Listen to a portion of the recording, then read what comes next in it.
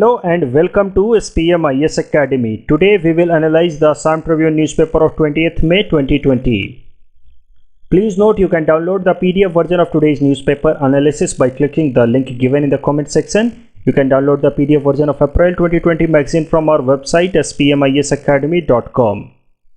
You can also log on to our online portal online.spmisacademy.com to access some of our freely available video lectures. And we request you all to join our WhatsApp group through the link given in the description section for more updated study materials. This is the list of the topics that we will cover from today's newspaper. And the first article is taken from editorial segment. It is about reforms in agriculture marketing. And this topic is important from our syllabus paper 4 Indian economy point of view.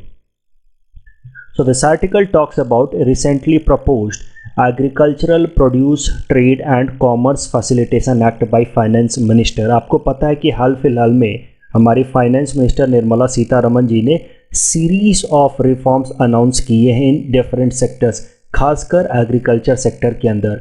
और इसी announcement के अंदर she also announced a proposed law. अभी ये proposal है, of course अभी ये पास नहीं हुआ है, अभी ये इम्प्लीमेंट नहीं हुआ है, बट इस प्रपोज्ड लॉ का नाम है agricultural produce trade and commerce facilitation act. और इस लॉ के हिसाब से अब APMC agriculture produce market committee mandis की मोनोपोली ख़त्म कर दी जाएगी। तो हमें पहले समझना होगा कि आखिर ये एपीएमसी मंडीज हैं क्या, उनके मोनोपोली से क्या प्रॉब्लम हो रही थी। So in this analysis we will try to analyse all the benefits that we can expect from this new proposed law. So for that we need to understand first of all the APMC mandis, क्योंकि इन्हीं को change किया गया है, इन्हीं के powers में changes लाए गए हैं। सो एग्रीकल्चर मार्केटिंग का जरा सा ब्रीफ हिस्ट्री देख लेते हैं हमारे कंट्री इंडिया के अंदर। देखो, राइट फ्रॉम ब्रिटिश टाइम या फिर after independence also agriculture marketing in our country was unregulated. इसका मतलब ये है कि कोई एक कानून नहीं था to guide, to regulate marketing of agricultural produce in our country. इसका सरल शब्दों में मतलब ये है कि फार्मर्स कैसे अपना सामान बेचेंगे, जो भी उनका एग्रीकल्चरल प्रोड्यूस है उसको कैसे मार्केट में बेचेंगे, कौन उसको खरीदेगा, क्या उसका प्रोसेस होगा, इसको गाइड करने के लिए, इसको रेगुलेट करने के लिए कोई एक प्रॉपर कानून नहीं था। तो इसके कारण होता क्या था कि जो लोकल ज़मींदार्स होते थे या फिर जो रिच लोग होते थे गांव के क्षेत्र में, वो फार्मर्स से काफ़ी सस्ते दामों पे उनका फूड क्रॉप खरीद लेते थे और वो फार्मर्स को एक्सप्लॉइट करते थे और वही फूड क्रॉप वो शहरों में महंगे दामों में बेचते थे। सो इस तरीके से फार्मर्स को काफ़ी ज़्यादा लॉस उठाना पड़ता था, फार्मर्स वेयर एक्सप्लॉइटेड। सो इस चीज़ को ध्यान में रखते हुए राइट फ्रॉम 60s-70s कई सारे स्टेट्स ने एक कानून बनाना शुरू किया, स्टेट सरकारों ने कानून बनाना शुरू किया और उस कानून का नाम है in general agricultural produce market regulation act, APMR act. Of course अलग अलग स्टेट के लिए अलग अलग नाम होगा। फॉर एग्जांपल असम के लिए हो जाएगा Assam agricultural produce market regulation act. तो इस तरीके से, लेकिन हर एक स्टेट गवर्नमेंट ने इस तरह के कानून बनाने शुरू किए और लगभग सारी स्टेट सरकारों ने इस तरह के कानून बनाए। और these laws were enacted by the states because the agriculture and the market fair are the state subject. तो सरल शब्दों में इसका मतलब ये है, आपके मन में सवाल उठना चाहिए कि सर आखिर ये कानून सेंट्रल गवर्नमेंट ने क्यों नहीं बनाया, सेंट्रल गवर्नमेंट ने इस तरह के रेगुलेशंस क्यों नहीं लाए। तो इसका जवाब यहाँ है that the agriculture and the markets and fairs are the subject that are related to state subject in 7th schedule of our constitution. यानी कि ऐसे मुद्दों पे, एग्रीकल्चर और उसके मार्केटिंग से रिलेटेड मुद्दों पे स्टेट गवर्नमेंट ही कानून बना सकती है। इनफैक्ट स्टेट लेजिस्लेचर ही कानून बना सकती है और स्टेट गवर्नमेंट उसको इम्प्लीमेंट कर सकती है। So that is why all the respective state legislatures made law on this matter. और इस तरीके से स्टेट के अंदर एग्रीकल्चरल मार्केटिंग को रेगुलेट किया जाना शुरू किया गया with help of this act known as agricultural produce market regulation act. So इस एक्ट को जरा सा ब्रीफली समझते हैं with help of this figure कि ये कैसे काम करेगा। So agricultural produce market regulation act की मदद से कई सारे मंडीज बनाए गए। उन मंडीज का नाम इस तरह से रखा जाता है in general APMC mandis, agricultural produce market committee mandis. तो इस तरह के एग्रीकल्चरल मंडीज बनाए गए। And such mandis were created at tehsil और तालुका लेवल। तो लगभग हर तहसील या तालुका लेवल पे इस तरह की मंडीज बनाई गई और आज के टाइम में हमारे देश के अंदर कम से कम 2500 इस तरह की मंडीज ऑपरेशनल हैं। और इस मंडीज में का नियम क्या है इस लॉ के हिसाब से, according to such laws known as agricultural produce market regulation act के हिसाब से, जो फार्मर्स का फूड क्रॉप होगा वो फार्मर्स डायरेक्ट जाकर के इन मंडीज में ही बेचेंगे। कोई भी प्राइवेट ट्रेडर डायरेक्ट फार्मर से उनका फूड क्रॉप नहीं खरीद सकता according to this law. So now farmers were forbidden and even the traders were forbidden to direct buy from the farmers. क्योंकि पहले के टाइम में यही हो रहा था, ये सारे जमींदार और ये जो लोकल जो रिच क्लास लोग थे वो डायरेक्टली फार्मर से काफ़ी सस्ते दामों पर उनका फूड क्रॉप खरीद लेते थे। तो अब नियम बना दिया गया कि इन सबको मंडी जाना है और मंडी में जाकर के फार्मर से उनका फूड क्रॉप खरीदना है और हर तहसील या तालुका लेवल पे मंडी बनाई गई। तो जरा सा समझते हैं कि आखिर मंडी जाकर के फूड क्रॉप खरीदने से फ़ायदा कैसे होगा। जैसे मैंने आपको बताया कि हर तालुका लेवल पे एक इस तरह की मंडी बनाई गई और जो फार्मर्स है वो अब अपना फूड क्रॉप डायरेक्ट नहीं बेच सकता, तो उसको अपना फूड क्रॉप लेकर के मंडी जाना है। और जो बायर्स हैं उनको भी वो डायरेक्ट फार्मर से वो फूड क्रॉप नहीं खरीद सकते, they have to now go to the mandis. और मंडीज में होगा क्या कि प्रॉपर ऑक्शन होगा, जितने भी बायर्स होंगे वो बोली लगाएंगे फार्मर्स के फूड क्रॉप की, यानी कि राइस की अलग, वीट की अलग, हर फूड क्रॉप की अलग अलग बोली लगेगी और ऑक्शन के बेसिस पे फार्मर का फूड क्रॉप बिकेगा। तो naturally when there will be auction farmers will fetch better returns on their product. तो ये है thought process behind creating such mandis according to APMC laws. तो इस तरह से एपीएमसी मंडीज बनाई गई और इन सारे बायर्स को जो भी यहाँ से इन मंडीज से खरीदना चाहता है फूड क्रॉप, उन सब के लिए मैंडेटरी कर दिया गया that they have to register themself in the mandis. तो अगर आपको मान लो गुवाहाटी मंडी से सामान खरीदना है, मान लो कोई वेजिटेबल खरीदना है लार्ज होलसेल लेवल पे, तो आपको पहले गुवाहाटी मंडी में जाकर के रजिस्टर करना होगा, खुद को एक प्रॉपर लाइसेंस फी देना होगा and then you can buy food crop from that mandi. तो इस तरीके से प्रोसेस बनाया गया। ये रजिस्ट्रेशन का कॉन्सेप्ट इसलिए लाया गया ताकि ये जो बायर्स हैं इनकी आइडेंटिटी प्रॉपरली पता रहे, ताकि अगर लेटर डेट में अगर ये लोग इस फार्मर को उसका पैसा नहीं देते हैं then some actions can be taken against such buyers. तो इनकी अपनी प्रॉपर आइडेंटिटी होगी व्हेन दे रजिस्टर और इस तरीके से इन लोगों को जो भी प्राइस है जो इन्होंने कमिट किया इन द ऑप्शन उसको पे करना होगा टू द फार्मर्स। तो इस तरीके से फार्मर्स के इंटरेस्ट को प्रोटेक्ट करने की कोशिश की गई with help of this APMC law. और लगभग हर एक स्टेट गवर्नमेंट ने इस तरह का एपीएमसी लॉ बनाया including the state government of Assam. लेकिन ये कॉन्सेप्ट सुनने में अच्छा लग रहा है, this system seems to be very perfect कि इससे तो फार्मर्स के इंटरेस्ट को काफ़ी हद तक प्रोटेक्ट किया जा सकता है। लेकिन इसके भी अपने चैलेंजेज हैं, इसके भी अपने प्रॉब्लम्स हैं। कुछ प्रॉब्लम जरा समझते हैं। देखो, सबसे पहले तो इन मंडीज में ये फार्मर्स और ये बायर्स डायरेक्टली एक दूसरे के साथ कम्युनिकेट नहीं कर सकते। They have to communicate through a middle man who are registered middle man of this mandis also known as adhatiyas. तो इस तरह के रजिस्टर्ड मिडिल मैन होते हैं इन मंडीज में जो ऑफिशियली यहाँ पे आकर के रजिस्टर्ड होते हैं, कमीशन एजेंट बोल सकते हैं इनको आप, जो इन फार्मर्स और बायर्स के बीच में कोऑर्डिनेशन का काम करते हैं, कम्युनिकेशन का काम करते हैं। सो ये जो अदातियाज होते हैं ये लोग इन बायर्स के साथ कई दफ़ा आप एक सेटिंग कर लेते हैं, एक तरह का कार्टेल बना लेते हैं और वो लोग मिल करके इन फार्मर्स को एक्सप्लॉइट करते हैं। So there are so many already commission agents. तो मिडिल मैन का प्रॉब्लम तो आएगा, मिडिल मैन को चार्ज पे करना होता है बायर को, तो नेचुरली बायर्स के लिए प्राइस ऊपर चला गया, हाई हो गया। So this is first problem that there are registered adatiyas in the mandis जिनके थ्रू ये दोनों कम्युनिकेट करते हैं, डायरेक्ट कम्युनिकेशन नहीं होती। उसके अलावा as I said these buyers have to register into mandis and they have to pay a licence फी। तो एक तो ये इन अदातियाज को कमीशन पे करेंगे, उसके अलावा इन मंडीज को लाइसेंस फी पे करेंगे, तो naturally the cost for this buyer will go up. उसके अलावा जो सबसे बड़ी बात है कि हर एक मंडी के लिए एक बायर को अलग अलग रजिस्टर करना होता है इन जनरल। यानी कि अगर आपको गुवाहाटी मंडी से खरीदना है तो गुवाहाटी मंडी में अपने आप को जाकर के रजिस्टर करें, वहाँ पे लाइसेंस फ़ी पे करें।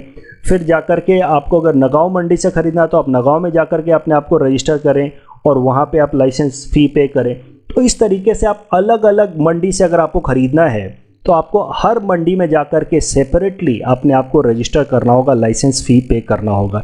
ये कंडीशन सबसे ज़्यादा हार्म करता है। इससे देखो होता क्या है कि नेचुरली एक मंडी में ज़्यादातर बायर होंगे नहीं, there will be handful of buyers in every mandi, क्योंकि हर मंडी में जाकर के रजिस्टर करना है तो हर बायर अपना अपना मंडी फिक्स कर लेता है कि मैं तो इस मंडी से खरीदूंगा। हर होलसेलर अपना एक मंडी फिक्स कर लेता है कि मैं इस मंडी से खरीदूंगा और वहाँ से सामान लेके आऊँगा। तो हर मंडी के अपने कुछ लिमिटेड बायर्स हो जाते हैं और अब ये बायर्स, गिने चुने बायर्स हैं, हैंडफुल बायर्स हैं, वो आपस में एक कार्टेल सेट कर लेते हैं। मान लो ये 3 बायर हैं गुवाहाटी मंडी के जिनको राइस खरीदना है। अब इन तीनों के बीच में ऑक्शन करा के कोई फ़ायदा नहीं, क्योंकि तीनों ने आपस में ही एक सेटिंग कर ली, एक तरह का कार्टेल बना लिया है कि कोई भी 60 रुपये पर केजी से ज़्यादा महंगा देगा ही नहीं राइस क्रॉप को।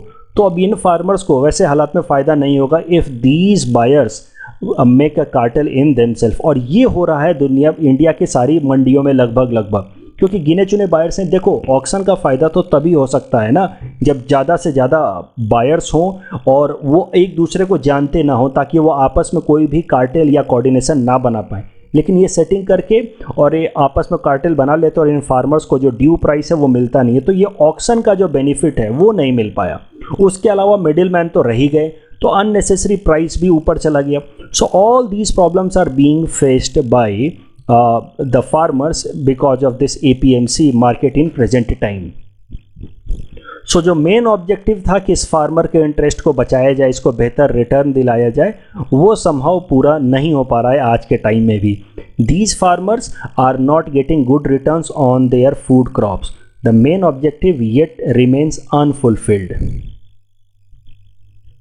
सो इस कारण से भारत सरकार ने अब प्रपोज किया है एक नया एक्ट जिसका नाम है agricultural produce trade and commerce facilitation act. और इस कानून के हिसाब से अब सरल शब्दों में, पहले कैसा था, जैसा कि मैंने आपको बताया अर्लियर बिफोर दिस एक्ट, वैसे भी अभी एक्ट पास नहीं हुआ है, अभी बस ये प्रपोजल फेज में है। बट पहले कैसा था इस एक्ट के से पहले कि ये फार्मर जाएंगे मंडी और अपना फूड क्रॉप यहाँ बेचेंगे, ये बायर जाएंगे मंडी, अपने आप को वहाँ रजिस्टर कराएंगे और वहाँ से फूड क्रॉप खरीदेंगे। These farmers and buyers can not coordinate directly, they can not buy और sell amongst each other directly. ये अलाउड नहीं था, दिस वॉज प्रोहिबिटेड।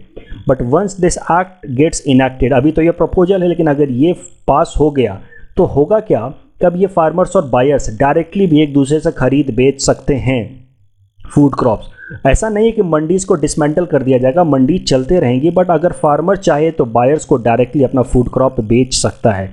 तो मोर और लेस पुराना सिस्टम वापस से लाया जा रहा है। बट हाँ, एक बात आपको ध्यान रखनी है कि मंडीज़ को बंद नहीं किया जाएगा, mandis will continue, they are not getting dismantled. So अब इस पूरे डेवलपमेंट को ज़रा सा एनालाइज करते हैं। पहले अनरेगुलेटेड था एग्रीकल्चरल मार्केटिंग, फिर स्टेट गवर्नमेंट्स ने इसको रेगुलेट करना शुरू किया, उस पर कंट्रोल लगाना शुरू किया कानून बना करके, ताकि फार्मर्स को बेहतर प्रोडक्ट प्राइस मिल सके, और अब वापस से उसको डीरेगुलेट किया जा रहा है। तो इसको ज़रा सा एनालाइज करते हैं, इस ट्रेंड को ज़रा सा समझने की कोशिश करते हैं। यहीं पे हमें ज़रा एनालाइज करना है, इस अंडरस्टैंडिंग के बेसिस पे हम पूरा का पूरा एस्से भी लिख सकते हैं।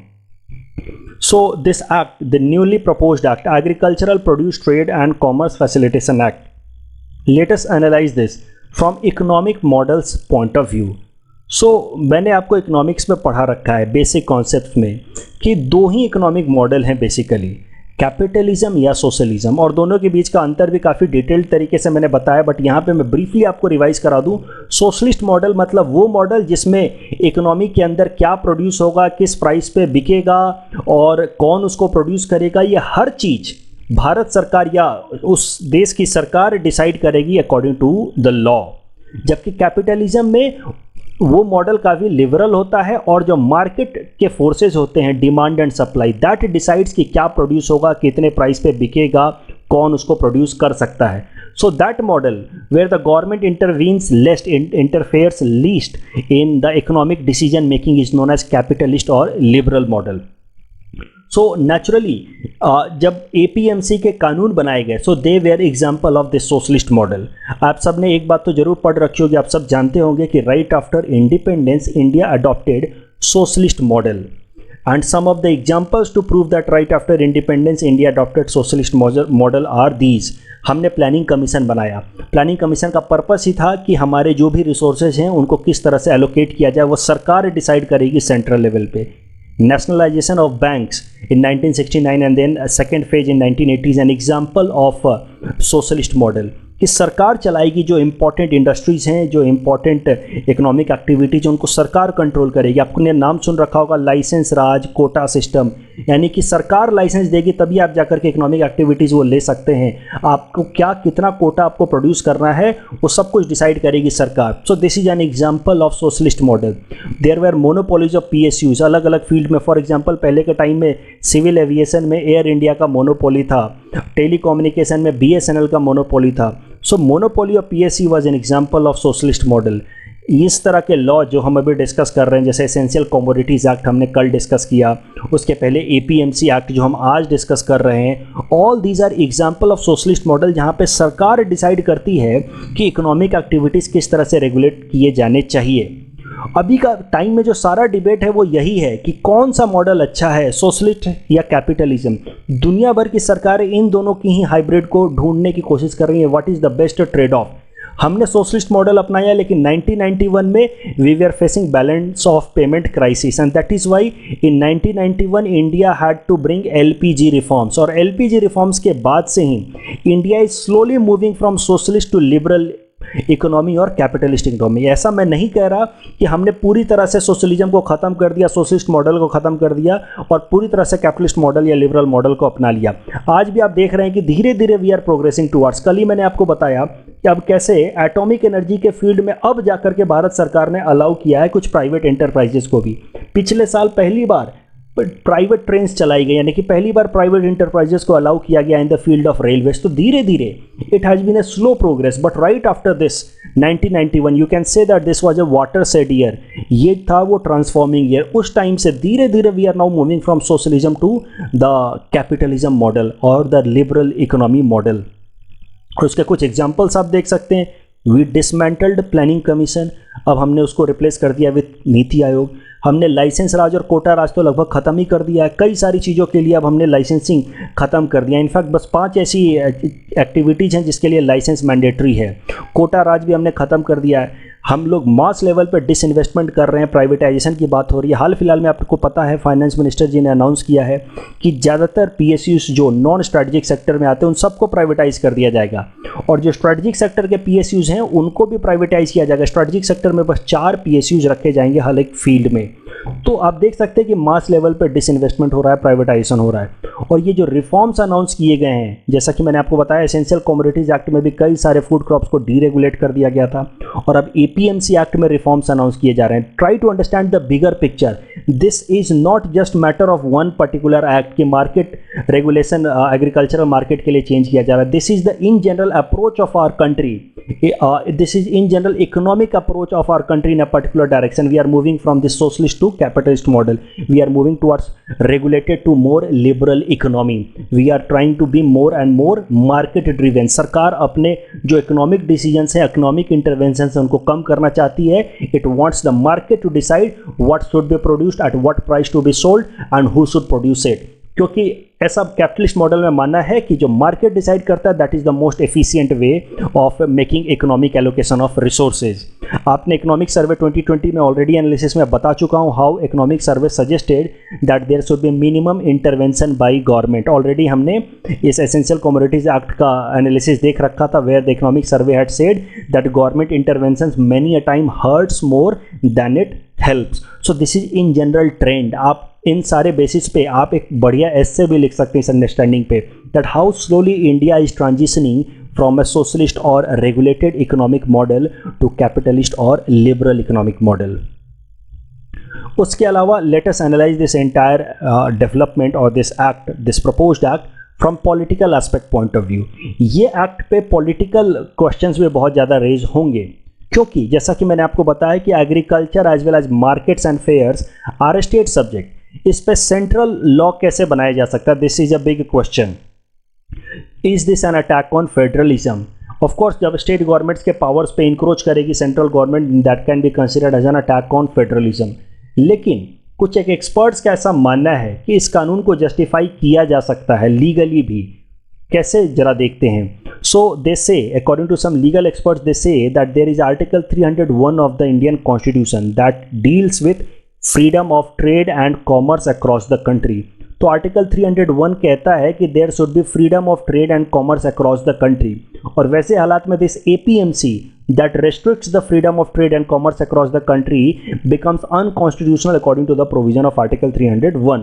तो अगर सुप्रीम कोर्ट में मान लो इसको चैलेंज किया भी जाता है इस लॉ को, तो आर्टिकल 301 को इन्वोक कर सकती है, बता सकती है भारत सरकार की हमने इस ग्राउंड पे ये एक्ट प्रपोज किया है। उसके अलावा the centre has power to regulate interstate trade and commerce according to entry 42 of union list of the 7th schedule. तो यूनियन लिस्ट के अंदर एक मैटर है इंटरस्टेट ट्रेड एंड कॉमर्स, और उसके बेसिस पे भारत सरकार कह सकती है कि उन्होंने एक कानून बनाया, क्योंकि इस कानून की मदद से भारत सरकार ने अलाउ किया है कि फार्मर्स चाहे तो वो दूसरे स्टेट में भी जाकर के अपना फूड क्रॉप बेच सकते हैं। So on this ground this entry number 42 of union list Bharat सरकार जस्टिफाई कर सकती है इस एक्ट को। उसके अलावा entry 33 of concurrent list covers the trade and commerce of products including food grains. तो कंकरेंट लिस्ट में एक मैटर है, matter related to trade and commerce of all food, all crops and other products including food grains. तो ये जो topic number 33 है concurrent list में, जिसमें इंडिया में कैसे ट्रेड होगा, कैसे कॉमर्स को प्रमोट किया जाएगा, वो मैटर है कंकरेंट लिस्ट में, यानी कि इस पर सेंट्रल या स्टेट दोनों ही कानून बना सकते हैं। तो भारत सरकार कह सकती है कि उसने ये कानून बनाया है on the basis of this entry number 33 of concurrent list. तो इस तरीके से जस्टिफिकेशन दिया जा सकता है against any criticism that this act is attack on federalism. और सुप्रीम कोर्ट में मान लो अगर चैलेंज किया भी गया that this act is attacking federalism, then government can invoke these points. उसके अलावा आप अपने एग्जाम में ये भी लिख सकते हैं that there would have been no path-breaking revolution like Green Revolution that happened in 1966 had center not intervened in the field of agriculture। तो अगर एग्रीकल्चर पूरी तरह से स्टेट मैटर बना दिया जाए और सेंटर को बिल्कुल ही रिस्ट्रिक्ट कर दिया जाए from intervening in the agricultural matters, तो इस तरह के जो पाथ ब्रेकिंग एक्टिविटीज़ हुए हैं 1966 में, जैसे ग्रीन रिवॉल्यूशन लाया गया था, ये हमारे देश में नहीं हो पाता।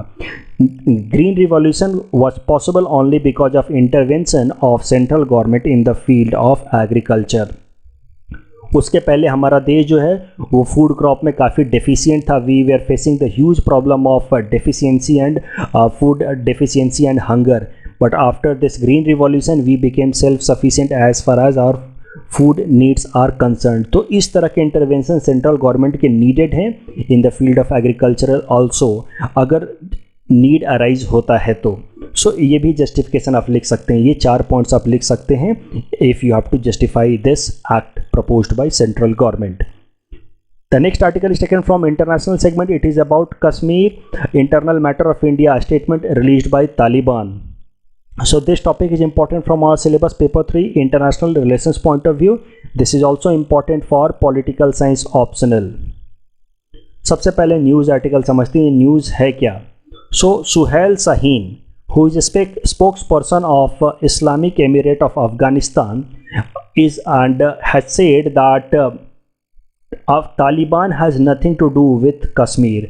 Kashmir is an internal affairs of India। So आपको एक बात ध्यान रखनी है, एक नया टर्म आपको यहाँ पे मिला है, इसको आप ध्यान में रखना, आंसर राइटिंग में आपके काम आएगा। Islamic emirate of Afghanistan is political wing of Taliban.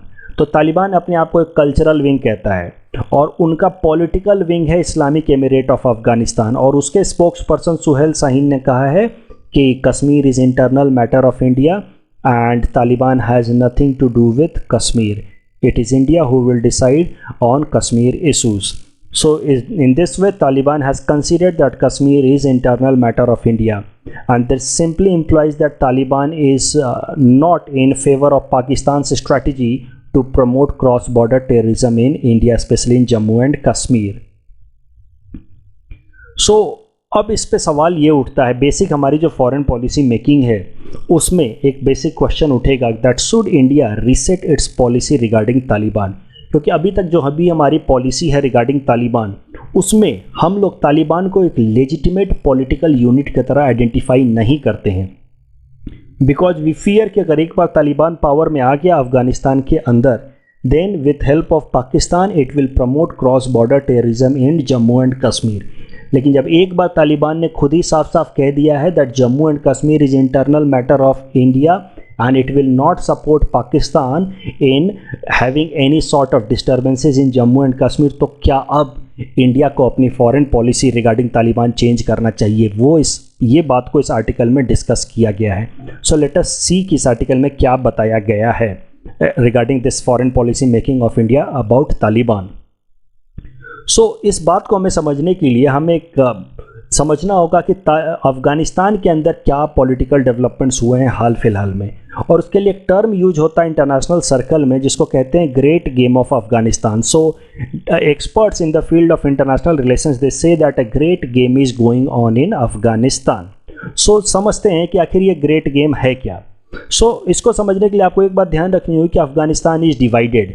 आप देख सकते हैं ये जो वाइट वाला रीजन है, these are the territories that are controlled by the democratically elected government of Afghanistan under mister Ashraf Ghani. लेकिन उसके अलावा कई सारे ऐसे डार्क एरियाज हैं जहां पे अफगानिस्तान सरकार का कोई कंट्रोल नहीं है। These areas are dominated and controlled by Taliban. So the point is that this Afghanistan territory or Afghanistan as a country is divided. There is no one political unit that is having control over entire Afghanistan.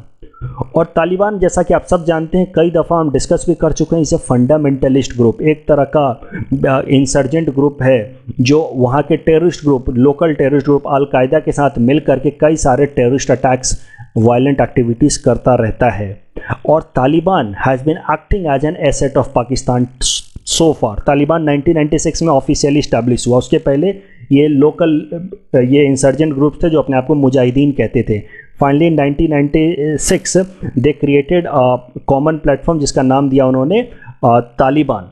तो तालिबान तब से, जब से ये बना है right from 1996, they are acting in close coordination with Pakistan, और पाकिस्तान की मदद से वो ये सारे टेररिस्ट एक्टिविटीज़ को करते रहे हैं अफगानिस्तान के अंदर। And Taliban has also been involve in promoting cross border terrorism in India. ऐसा नहीं है कि तालिबान ने क्रॉस बॉर्डर टेररिज्म में सपोर्ट नहीं किया इंडिया के अंदर। तो अभी तक तो तालिबान ने इंडिया के अंदर भी टेररिज्म फैलाया है। लेकिन अब आपको हाल फिलहाल के डेवलपमेंट्स पता हैं। जब तालिबान ने इंडिया के अंदर क्रॉस बॉर्डर टेररिज्म फैलाना शुरू किया और अफगानिस्तान के अंदर पावर डिवाइडेड है तालिबान और अफगानिस्तान गवर्नमेंट के बीच में, कुछ एक एरियाज में अफगानिस्तान गवर्नमेंट का डोमिनेंस है, कुछ एक एरियाज में तालिबान का डोमिनेंस है। तो ये जो पूरा का पूरा रीजन है, ये साउथ एशिया का ये जो रीजन है, सबसे ज़्यादा टर्बुलेंट रीजन है, उसमें ग्रेट गेम चल रहा है। इस ग्रेट गेम का जरा सा इक्वेशन समझो। तालिबान अभी तक तो पाकिस्तान के साथ मिला हुआ है और पाकिस्तान के सपोर्ट से अभी तक इंडिया के अंदर क्रॉस बॉर्डर टेररिज्म फैलाता रहा है। तो naturally India has been putting its weight behind Afghanistan government. This equation is known as great game of Afghanistan, जहाँ एक तरफ भारत सरकार democratically elected government of Afghanistan को सपोर्ट करती है, तो दूसरी तरफ Pakistan integrates with Taliban in order to destabilize India and also destabilize the Afghanistan government.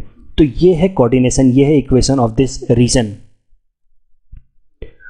अब जब तालिबान ने ओपन स्टेटमेंट दिया है that Kashmir is internal matter of India and it's the decisions regarding Kashmir should be taken by India itself, अब इस article में discuss किया जा रहा है कि क्या इंडिया को अपनी फॉरेन पॉलिसी तालिबान के प्रति चेंज करना चाहिए। क्योंकि अभी तक तो इंडिया क्या उसकी फॉरेन पॉलिसी रही है, इंडिया सिर्फ अफगानिस्तान गवर्नमेंट को सपोर्ट करता है और इंडिया तालिबान को एक लेजिटिमेट पॉलिटिकल यूनिट की तरह आइडेंटिफाई ही नहीं करता। India rejects Taliban as an insurgent terrorist group. India नहीं आइडेंटिफाई करता है कि तालिबान पावर होल्ड कर सकता है लेजिटिमेटली इन अफगानिस्तान। इंडिया का ऐसा मानना है कि तालिबान ने जो भी एरियाज कंट्रोल कर रखे हैं वो इलीगल और वायलेंट तरीके से कंट्रोल कर रखे हैं। बट अब सवाल ये उठता है कि तालिबान ने जब अपना स्टैंड इंडिया के प्रति चेंज कर लिया, जब तालिबान ने प्रॉमिस किया that it will not coordinate with Pakistan to promote cross border terrorism in India, तो क्या अब इंडिया को अपनी फॉरेन पॉलिसी बदल लेनी चाहिए? और जो इंटरनेशनल एक्सपर्ट्स इसके फेवर में है कि हाँ इंडिया को अपनी फॉरेन पॉलिसी तालिबान के प्रति बदल लेनी चाहिए, उनका ऐसा मानना है कि वैसे भी Taliban will get some political power in Afghanistan because US is now negotiating with Taliban, and now once US forces are pulling out of Afghanistan, Taliban is bound to get some political power in Afghanistan. तो वैसे भी तालिबान अब power में आ रहा है अफगानिस्तान के अंदर, और यूएस उसको लेजिटिमेटली आइडेंटिफाई कर रहा है। तो ऐसे हालात में इंडिया को भी उसके साथ थोड़ा सा कोऑर्डिनेशन सेटअप कर लेना चाहिए। अदरवाइज अगर इंडिया पूरी तरह से अपना पूरा वेट अफगानिस्तान गवर्नमेंट के पीछे रखता है और तालिबान को पूरी तरह से इलेजिटिमेट डिक्लेयर करता है, उसको एक टेररिस्ट एंटिटी की तरह ही बस आइडेंटिफाई करता है, तो Taliban naturally will coordinate with Pakistan and will keep on engaging in destabilizing India. तो ये जो सपोर्टर्स हैं वो ये कहते हैं कि इंडिया को अब धीरे धीरे तालिबान के प्रति अपनी फॉरेन पॉलिसी बदल लेनी चाहिए। जबकि जो एक्सपर्ट्स जो इंडिया को कहते हैं, those who are suggesting that India should not change its foreign policy towards Taliban, उनका ऐसा मानना है कि तालिबान अपने आप में कोई एक ग्रुप नहीं है। तालिबान अपने आप में इंटरनली बहुत ज़्यादा डिवाइडेड है। आप देखेंगे कि तो तालिबान के अंदर ही कई सारे सब ग्रुप्स बन रखे हैं और अलग अलग सब ग्रुप्स के अपने अलग अलग पॉलिसीज़ हैं। तो तालिबान का किसी एक ग्रुप ने अगर कह दिया कि they accept that Kashmir is internal matter of India, that does not mean that entire Taliban cadre accepts that Kashmir is internal matter of India.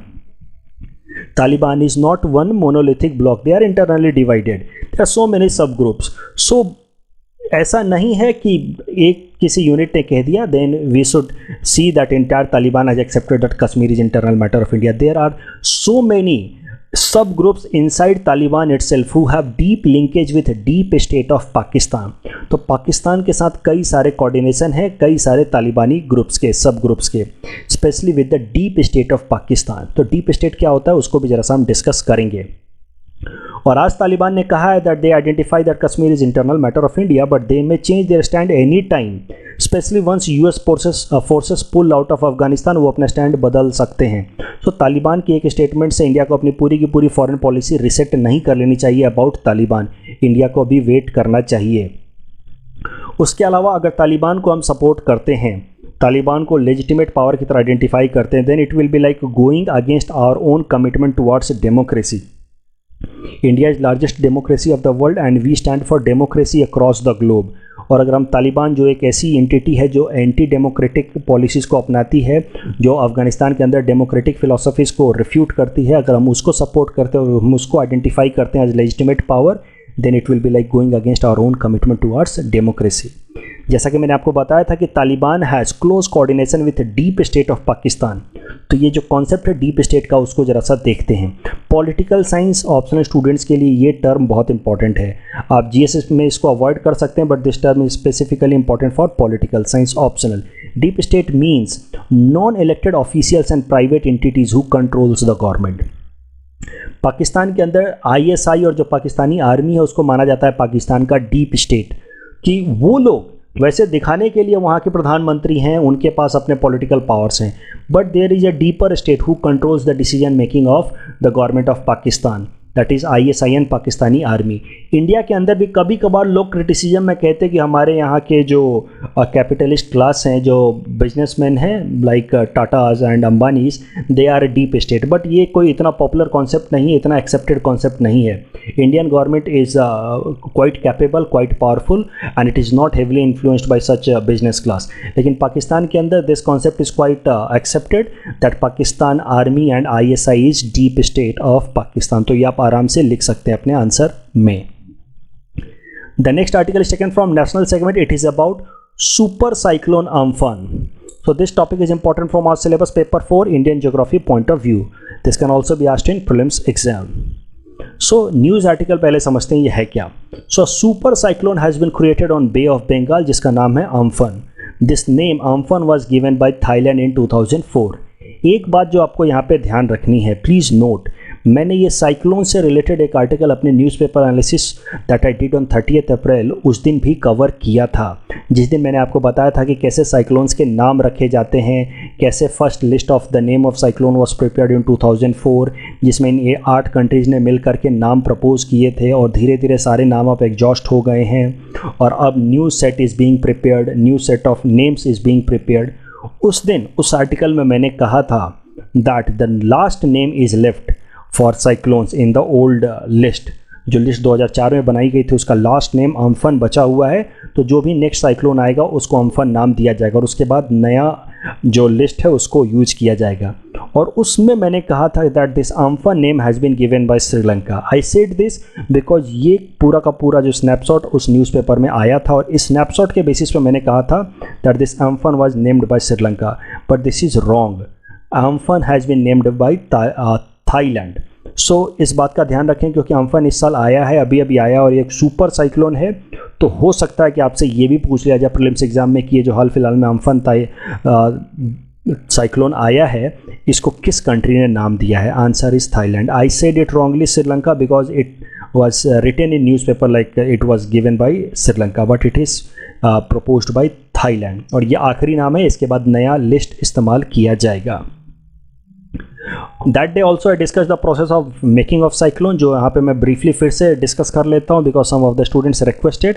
उस दिन भी मैंने आपको बताया था कि for creation of cyclone excessive heating, localized heating on the oceanic surface is required। मान लो किसी एक पर्टिकुलर जगह पे इस एरिया में एक्सेसिव हीटिंग हो गया, बाकी आसपास का रिलेटिवली अभी कूल ही है और यहाँ पे एक्सेसिव हीटिंग हो जाएगी अगर, तो लोकलाइज हीटिंग के कारण होगा क्या कि यहाँ पे लो प्रेशर बन जाएगा। यहाँ के ऊपर का जो विंड है वो धीरे धीरे राइज करने लगेगा, ऊपर का जो एयर है वो हल्का हो जाएगा, एक्सपैंड हो जाएगा and it will start rising in the vertical direction and such wind is known as convectional wind. So because of this low pressure there will be convectional wind, and convectional wind when they will go up slowly they will cool down, and these convectional wind will have a huge moisture because their temperature is high, and when they will cool down the same moisture will get converted into liquid drops and that liquid drops will start coming out in the form of rainfall। तो इस तरीके से rainfall start होता है।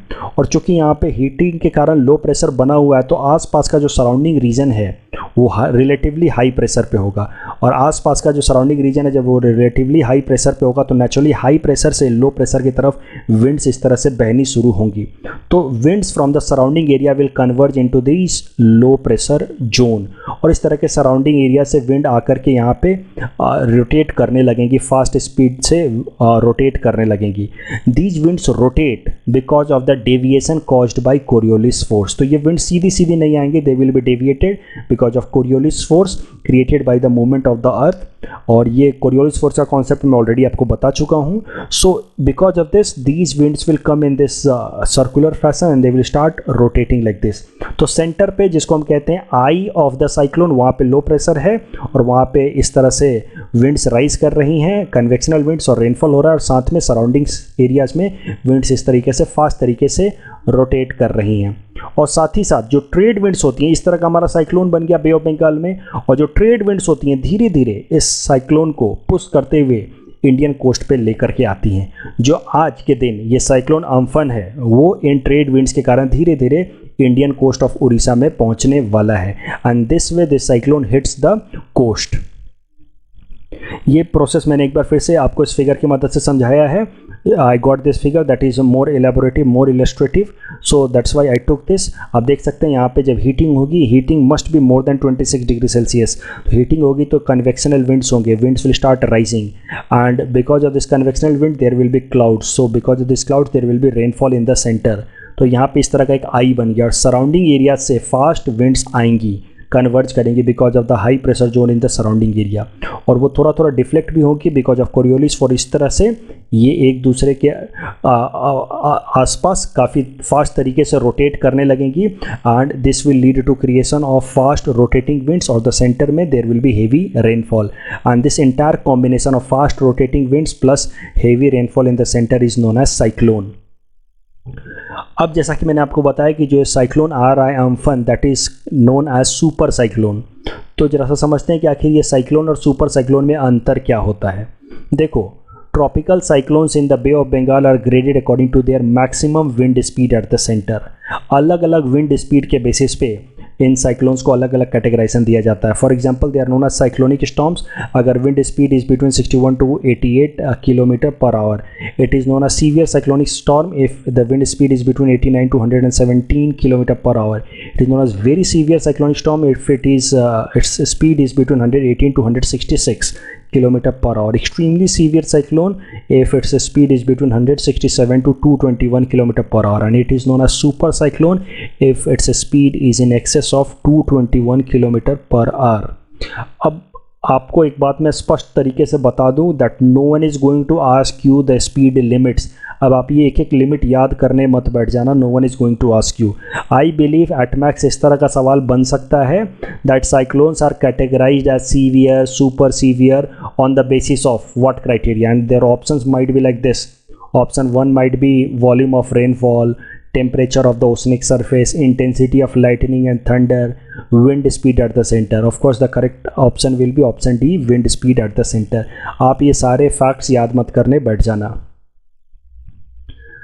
In today our query segment we will discuss about the significance of NIR and REER.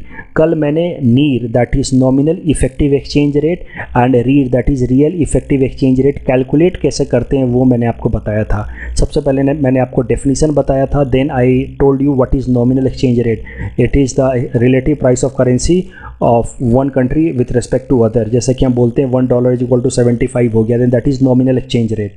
फिर मैंने आपको बताया था कि कैसे nominal effective exchange rate calculate किया जाता है on the basis of percentage trade with different countries. जिस कंट्री के साथ जितना हमारा परसेंटेज ट्रेड होता है उसके बेसिस पे हम नीर कैलकुलेट करते हैं. So this entire explanation I gave yesterday.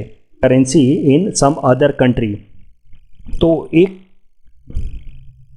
Discuss किया था real exchange rate. It is the purchasing power of two currency relative to one another, कि एक करेंसी से हम जितना सामान खरीद सकते हैं एक पर्टिकुलर कंट्री में और दूसरे करेंसी से इन द अनदर कंट्री जितना सामान खरीद सकते हैं on the basis of their capacity two by goods and services. जो एक्सचेंज रेट होता है उसको हम कहते हैं रियल एक्सचेंज रेट या परचेजिंग पावर पैरिटी. ये कॉन्सेप्ट हम ऑलरेडी देख चुके थे. फिर जब रियल एक्सचेंज रेट के बेसिस पे और हमने weightage of trade with different countries को मल्टीप्लाई करके जो फैक्टर निकाला था उसको हमने कहा था रीर, रियल इफेक्टिव एक्सचेंज रेट. तो रीर और नीर कैलकुलेट करना हमने कल देख लिया था. Then I asked you two questions कि why there is difference between real exchange rate and nominal exchange rate, और इसका जवाब तो ज़्यादातर लोगों ने सही बताया है. So today we will not be discussing this, but the second question that I asked that what is the significance of NEER and REER. इन दोनों को आखिर कैलकुलेट करते ही क्यों हैं, इसका फ़ायदा क्या है कैलकुलेट करने का, तो इसको आज जरा हम डिस्कस करते हैं. देखो इनको क्यों कैलकुलेट किया जाता है, इसको समझने के लिए आपको पहले ये समझना होगा. मान लो ये हमारा कंट्री इंडिया है और हम कई सारे कंट्रीज़ के साथ, फॉर एग्जांपल यूएस के साथ ट्रेड करते रहते हैं. अब एक चीज़ आपको ध्यान रखनी है कि जब हम यूएस के साथ ट्रेड कर रहे हैं तो ऑफकोर्स हम पेमेंट करेंगे डॉलर में, और अगर हमारा रुपया कमज़ोर होता है जिसको हम अंग्रेजी में कहते हैं डेप्रिसिएशन, मतलब $1 इज इक्वल टू मान लो चल रहा है अभी ₹60, और अगर वो $1 इज इक्वल टू 65 हो जाए, मतलब if rupee weakens then it is known as depreciation and opposite is known as appreciation. अगर हमारा रुपया मजबूत हो जाए, मान लो $1 इज इक्वल टू 65 रुपये चल रहा है और वो मजबूत होकर के स्ट्रेंथन होकर के $1 इज इक्वल टू ₹60 हो जाए, then we call it appreciation. और जो इम्पॉर्टेंट बात यह है that in the case of depreciation of Indian rupee there is boost to export out of India and import comes down. मान लो कि अगर हमारा रुपया कमज़ोर हो जाता है, $1 इज इक्वल टू 60 रुपये, अगर वो कमज़ोर होकर के 65 हो जाता है तो हमारे एक्सपोर्ट को फ़ायदा मिलेगा जबकि इंपोर्ट कम होगा. तो ओवरऑल हमारा बैलेंस ऑफ पेमेंट जो है वो पॉजिटिव होगा, तो हमें बैलेंस ऑफ पेमेंट क्राइसिस में मदद मिलेगी. इस कॉन्सेप्ट को मैं ऑलरेडी अपने इकोनॉमिक्स लेक्चर सीरीज में एक्सप्लेन कर चुका हूँ that why depreciation helps in boosting export. तो if needed I can share the link of that explanation also in the comment section, so write me if you want me to share that link. आप मुझे comment करके बताओ अगर आपको उस link की भी ज़रूरत है तो. बट अभी मैं मान के चल रहा हूँ कि आप सबको एक बात पता है कि अगर हमारा डोमेस्टिक करेंसी जाती दैट इज़ रुपीज़, अगर वो वीकेंड होता है, डेप्रिसिएट होता है, then that boost our export. तो एक बात तो अब तय है कि अगर हमारा रुपया कमज़ोर होता तो हमें बूस्ट में मदद मिलती है, और अगर मजबूत होता है तो हमारा एक्सपोर्ट कमज़ोर हो जाता है. लेकिन उसके और भी ज़्यादा प्रॉब्लम्स है, इन्फ्लेशन से भी रिलेटेड है ये. So the point that I am trying to make कि हमारे रुपए का स्ट्रेंथ क्या है with respect to foreign currencies जिनके साथ हम ट्रेड करते हैं, वो भारत सरकार को ज़रूर अपने ध्यान में रखना चाहिए. क्योंकि अगर रुपया मजबूत होता है या कमज़ोर होता है then it has impact on our import export, at the same time it has impact on inflation also. So the government must keep a tap on the strengthening or weakening of Indian rupee with respect to all those currencies with which India conducts trade. So Bharat सरकार ये tab रखने के लिए, नज़र रखने के लिए, ध्यान रखने के लिए जो इंडेक्स उन्होंने डेवलप किया है वो है नीर एंड रीर इंडेक्स, कि ओवरऑल जिन देशों के साथ हम ट्रेड करते हैं उनके करेंसी के रिस्पेक्ट में हमारी करेंसी कमज़ोर हो रही है, मजबूत हो रही है। क्योंकि देखो ऐसा तो है नहीं कि हम सिर्फ यूएस के साथ ट्रेड करते हैं कि हम सिर्फ यूएस के रिस्पेक्ट में अपना डेप्रिसिएशन या अप्रिसिएशन देखेंगे, क्योंकि हम दुनिया के कई सारे कंट्रीज़ के साथ ट्रेड करते हैं, इसलिए हमें वेटेज के हिसाब से देखना होगा। आपको पता है कि वेटेज असाइन किया गया है, जिस कंट्री के साथ हम जितना ट्रेड करते हैं उसको उतना वेटेज असाइन किया गया है। कल के एग्जांपल मैंने आपको बताया, जैसे यूएस को 40%, जर्मनी को 30%, तो जिस कंट्री के साथ हम जितना ट्रेड करते हैं उतना वेटेज असाइन करके हमने एक नीर और रीर इंडेक्स निकाला है। And these NEER and REIR, these are two indices that reflects overall strengthening or weakening of Indian rupee with respect to currency of other country with whom India trades. अब जिस country के साथ हम trade ही नहीं करते उस country के साथ हमें कोई मतलब ही नहीं कि उनके करेंसी के रेस्पेक्ट में हमारा रुपी मजबूत हो रहा है या वीकेन हो रहा है। तो जिस कंट्री के साथ हमारा थोड़ा भी सिग्निफिकेंट ट्रेड होता है उनके रेस्पेक्ट में हमारी करेंसी मजबूत हो रही है या वीक हो रही है, उसका ध्यान रखना ज़्यादा जरूरी है। इसलिए रीर और नीर इंडेक्स पब्लिश करती है भारत सरकार, और ये दो इंडेक्स पब्लिश करती है। एक इंडेक्स पब्लिश करती है विद 6 कंट्रीज, वो 6 कंट्रीज जिसके साथ हमारा सिग्निफिकेंट ट्रेड हो रहा है। उसके अलावा दूसरा इंडेक्स पब्लिश करती है विद 36 कंट्रीज, ज़्यादातर हमारे ट्रेड्स इन 36 कंट्रीज के साथ लिमिटेड हैं। तो ये दो इंडेक्सेस रीर और नीर पहले तो पब्लिश होता है, that too in 2 types, REIR of 6 and 36 countries and NEER of 6 and 36 countries, and base year for calculating REIR and NEER index is 2004। तो ये बेस ईयर का क्या कॉन्सेप्ट है जरा सा समझते हैं। देखो मान लो कि बेस ईयर जैसा मैंने आपको बताया 2004 है और उस साल NEER was 75, हमने कैलकुलेट किया nominal effective exchange rate and we found that it is 75। अब बेस ईयर का मतलब ये है कि उस साल जो भी नीर निकल के आया उसको हम इंडेक्स कर देंगे 100 को, we will feel that we will assign it a value of 100। So हमने इसको इंडेक्स कर दिया 100। जैसे WPI CPI कैलकुलेशन में भी मैंने आपको बताया था कि बेस ईयर के जो भी होलसेल इंडेक्स हैं उसको 100 में हमने इंडेक्स कर दिया। तो अब इससे फ़ायदा क्या होगा कि मान लो आज के डेट में 2020 में नीर इज रियल वैल्यू ऑफ नीर इज 100, तो नीर इंडेक्स विल बी 133.33। तो आपके मन में नेचुरल सवाल उठेगा कि सर हमने सीधा सीधा ये 75 और 100 ही क्यों नहीं रखा कि 2004 में नीर वाज 75 एंड नाउ 2020 में नीर इज 100। देखो इससे हमें एग्जैक्ट कुछ पता नहीं चलेगा, but the moment we index is to 100 तो उससे होगा क्या, इफ़ 75 वाज 100 देन 100 इज 133। इससे डायरेक्टली हमें पता चल जाएगा कि with respect to base year that is 2004 आज के टाइम में हमारा रुपया 33% कमज़ोर हो चुका है with respect to those countries with whom we conduct trade. Just by seeing NEER index one can know that rupee has depreciated by 33.33% since 2004. That is the base year. Our segment 400 most probable topics for upcoming UPSC Prelims 2020. Today we'll cover topic number 346 to 350. Topic number 346 is Pradhan Mantri Vandhan Yojana. Pradhan Mantri Vandhan Yojana is a market-linked tribal entrepreneurship development program targeting livelihood generation for tribals by harnessing the wealth of forest. Implementation will be done by Ministry of Tribal Affairs. Overall, the agency that is responsible for implementing this scheme is TriFed, that is Tribal Cooperative Marketing Development Federation of India. It aims to convert the tribal wisdom into viable economic activities at the unit level. हर गांव के level पे an aggregation of the produce would be done by 10 self-help groups having about 30 members each that will be known as one धन विकास समूह। तो total हर 10 self help group बनाई जाए, एक congregation या एक ग्रुप बनाया जाएगा जिसको बोला जाएगा वन धन विकास समूह, और एक सेल्फ हेल्प ग्रुप में लगभग 30 मेंबर होते हैं तो लगभग 300 लोगों की एक वन धन विकास समूह बनाई जाएगी जिनको प्रॉपर ट्रेनिंग दी जाएगी अंडर दिस स्कीम, ताकि जो ट्राइबल लोग हैं जो भी वो फ्रूट प्रोड्यूस को उगाते हैं या कलेक्ट करते हैं फॉरेस्ट के, उसको वो बेहतर तरीके से बेच सकें और ज़्यादा रिटर्न पा सकें on their food product. Please attempt this question that is based on this topic. Topic number 347 is about Index of Economic Freedom. This Index of Economic Freedom measures the jurisdiction against each other in terms of trade freedom, tax burden, judicial effectiveness and so on, and it is published by Heritage Foundation, that is US based think tank. It ranks countries between 0 to 100. 0 means least freedom and 100 means most free. Attempt this question that is based on this topic. Topic number 348 is about Belem Caves. Belem Caves are located in Kurnool district of Andhra Pradesh. Recently in Andhra Pradesh, Belem Caves festival was called by Andhra Pradesh government in order to promote this Belem Caves. And Belem Caves are second longest natural caves in Indian subcontinent.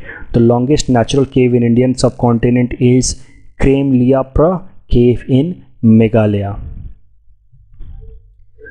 Hong Kong International Convention. India has recently acceded to Hong Kong International Convention for safe and environmentally sound and recycling of ships. So this is important since India has recently joined it. It was adopted by International Maritime Organization in 2009 to ensure that ships which have been recycled after reaching to the end of their operational lives do not pose any unnecessary risk to human health and safety of the environment. Please attempt this question that is based on this topic. Topic number 350 is about ring fencing. The cabinet has cleared a proposal to promulgate an ordinance to amend insolvency and bankruptcy code to ring fence the successful new bidders of stressed assets from criminal proceeding against offense committed by the previous management और promoters, यानी कि जो नए bidders हैं जिन्होंने नई नई company खरीदी है किसी पुराने ओनर से under insolvency and bankruptcy code procedure, उनके खिलाफ कोई भी क्रिमिनल प्रोसीडिंग नहीं की जाएगी अगर जो पुराने ओनर्स थे उनके खिलाफ कोई क्रिमिनल केस है भी तो।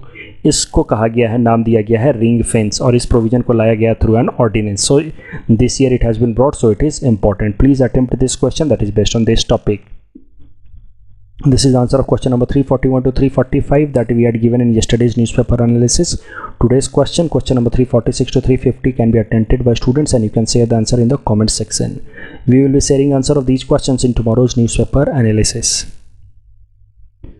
That's all from our side for today. Thanks for watching.